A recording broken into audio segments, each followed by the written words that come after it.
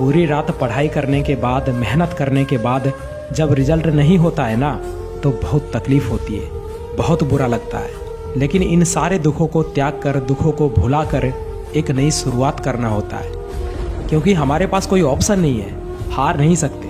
अरे समय समय की बात है, जिसका आ गया वो छा गया, और जिसका नहीं आया उसे कोई पूछ नहीं रहा।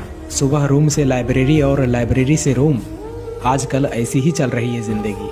हाँ, मुझे पता है कि ये दुनिया सिर्फ सक्सेस को ही सलाम करती है, संघर्ष में तो आदमी अकेला ही होता है। इसीलिए तो जी जान से मेहनत कर रहा हूँ, अकेले ही सही, लेकिन अपनी परिस्थितियों से, अपनी कमज़ोरियों से लड़ रहा हूँ। किसी ने कहा था कि तुमसे नहीं होगा, बस इसी बात को तो पलटना है, क्योंकि जब कोई बात दिल पर लग जाती है ना, तो कामयाब होना ज़रूरी बन जाता है। और मैं कैसे हार जाऊँ इन तकलीफ़ों के आगे।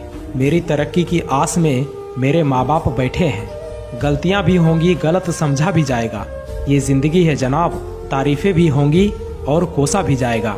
जागते रहना, पढ़ते रहना, क्योंकि पिता की फिक्र को फ़क्र में बदलना है तुम्हें। इसलिए हार को भी सहना सीखिए, क्योंकि हर रास्ते पर जीत लिखी नहीं होती। याद रखना, जिसने संघर्ष को अपना साथी बना लिया, समझो उसने इस दुनिया में खुद को काबिल बना लिया। बिना त्याग के कुछ हासिल नहीं होता दोस्त।